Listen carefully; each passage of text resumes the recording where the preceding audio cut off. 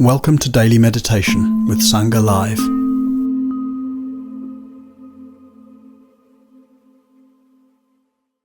And good morning to you. I greet you from the edge of the Baltic Sea, just outside Stockholm.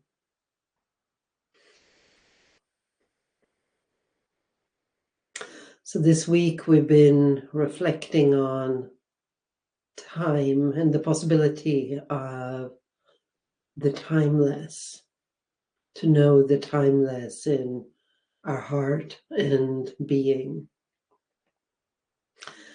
As I was going for a walk early this morning, I was reflecting on remembering Gustav Vasa, one of the kings of old in Sweden, and in 1550 or so, he made a decree to plant oaks and for no oaks to be cut. And his reasoning was that it was important to make sure that future generations would have plenty of oak wood to build ships. So he could not foresee that in our time, we don't use oaks for building large ships. But it's interesting, that sense of planning ahead. In our time, when so much of the conversation, so much of what we dedicate our attention to is short term. What does it mean to go against the stream and live from a long time perspective? One could say that all times live in us.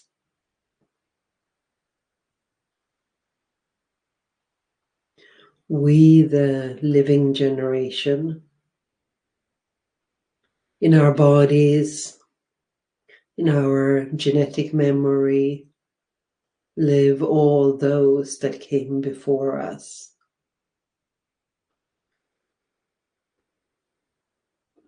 Our mothers and fathers, grandparents, great-grandparents, back and back through time.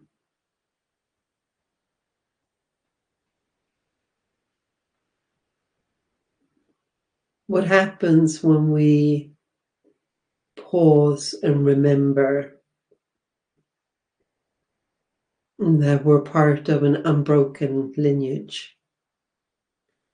An unbroken lineage of human beings that have cared for their survival, cared for their children to the best of their ability, who have quarreled and fought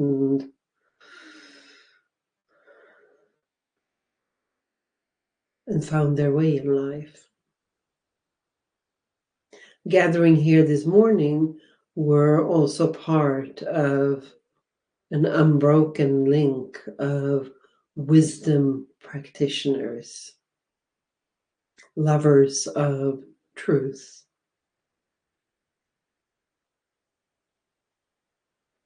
The teaching of the Buddha has been shared from one person to the next,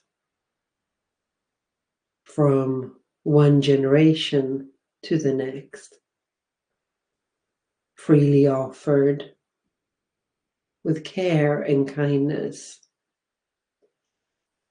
passing it forward. The invitation to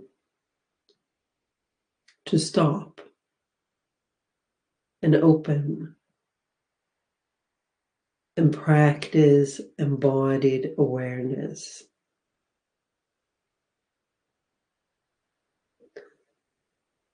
To be a being more presence-filled and less head-centered. and thus better able to respond to the challenges of life, the challenges of being a human being.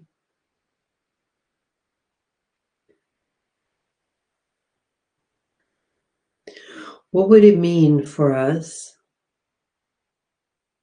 to commit to being good ancestors, to be the elders for those that will come afterwards?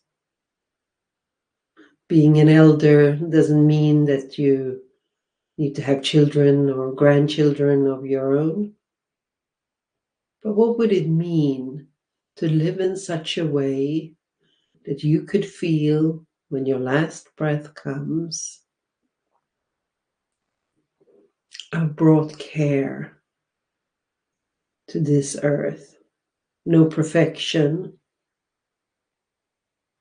but I did something that was good and kind.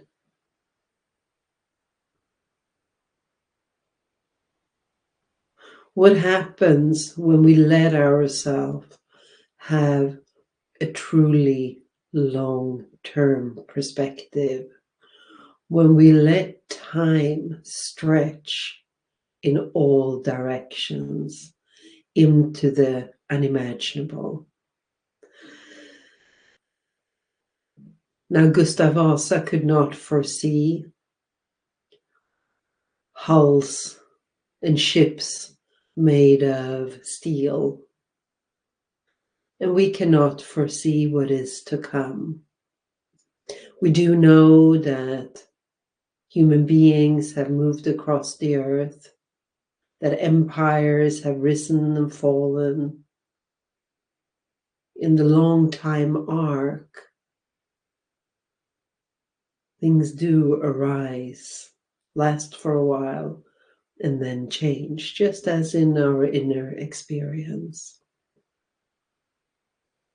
Part of this noble practice tradition is to bring care and nurture qualities of being that are good and timeless. The kind of qualities that make us good ancestors. To value kindness and to express and live kindness.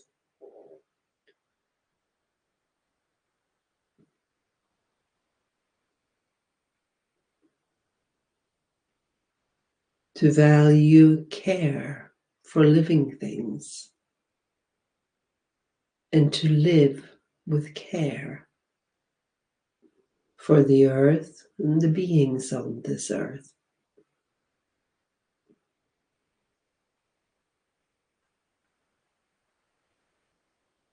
To develop a sense of robustness and strength and patience and the capacity to breathe with challenges, the capacity to turn to the dukkha of life with ground. Dukkha in the language of the Buddha, from this 2,500-year-old practice tradition, meaning that which is hard to bear for the heart, the rub of life. To not be on the run, to not close down, to not fight against, but to be a place, a location where things can land and be digested. Our practice from this perspective, then, the long time perspective, the practicing as an ancestor, is good for oneself, but is never only for oneself. We take the seat of practice because we care. We take the seat of practice because no one is separate. because all beings are interlinked. And so when we read the news, we feel outrage, we're overwhelmed by our own life circumstances. We can always take the seat of remembrance, of timeless practice. The winds of the world will keep on blowing. Praise and blame, fame, disrepute, hope, fear, good luck, bad luck.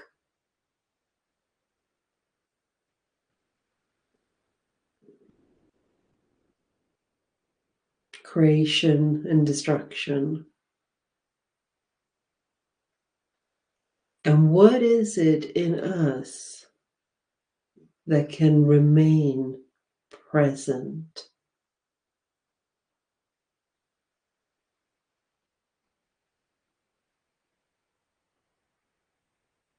That can know that which is not impacted by the worldly winds and the passing of time.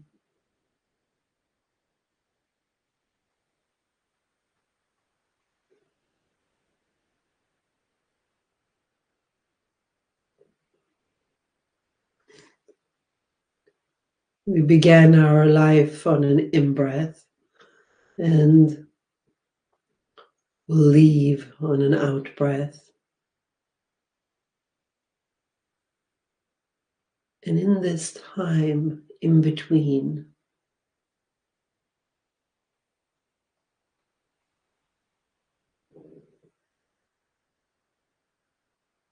we can practice together as kind-hearted elders. Our names and our histories will soon be forgotten. But it does not mean that the care will be forgotten. It's an invisible offering. So as we take our seat of practice today, let yourself sit or stand, lay down, whatever posture is supportive for you this day. Let yourself take your place on the earth with dignity, with appreciation that you're practicing, that you're remembering, that the essential nature of practice is kindness, to bring kind attention, sacred attention to the simplicity of life. What you will experience within your own skin, frankly, is none of your business. Don't mess with experience. Give it room to rise and fall. The aches in the body, the fatigue, the brightness, the rise and fall of breath. Thoughts and hopes and dreams and fantasies and desires.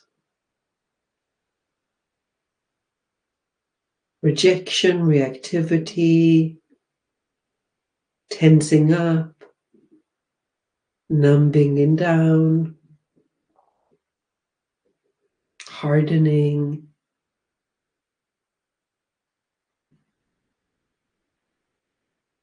Whatever moves through your being this morning, meet it with kind and clear-eyed awareness. The nature of awareness is transparent, is clear, like mountain air, like spring water deep from the earth.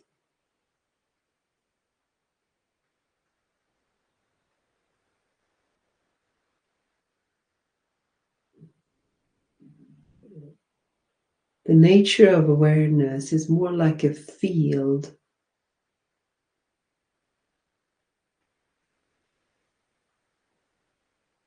more like a field of awareness than a light that we shine on experience. Within this clear field of awareness, experience arises. Time arises.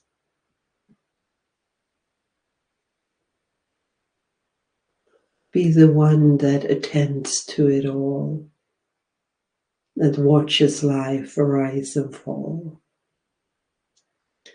There is a time for action, but right now, just sit back in yourself. If you have not already, close your eyes.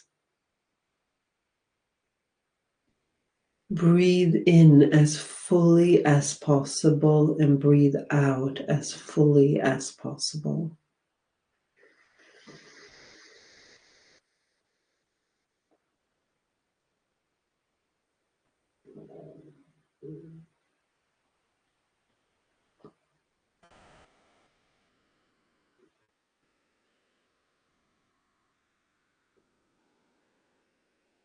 Let your breath be an anchor for awareness, here-ness.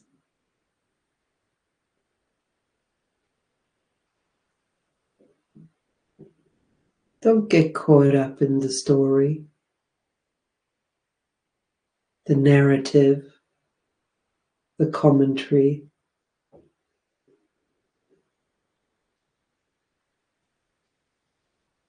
When thinking arises in the field of awareness, recognize thinking, feeling, dreaming, hoping,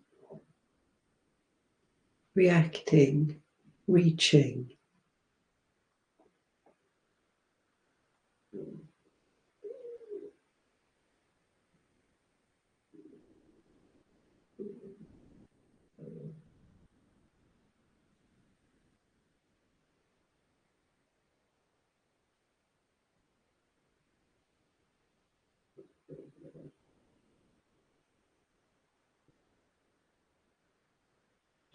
Rather than doing awareness, and we cannot, let yourself sit in the field of awareness.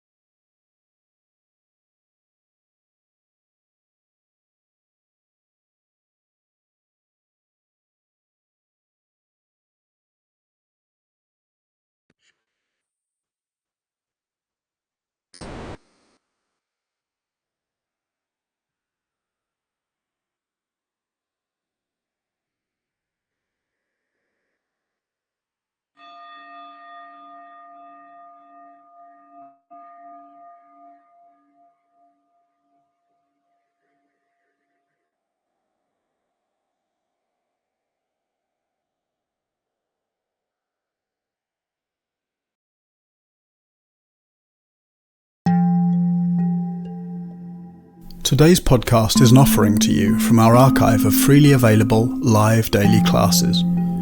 We make wisdom teachings and meditations as freely available as possible to as many people as wish to practice. You can help ensure we can continue to support a worldwide Sangha by leaving a review wherever you get your podcasts, by sharing this with someone who'd be interested, and by offering a small financial support at sangha.live/donate.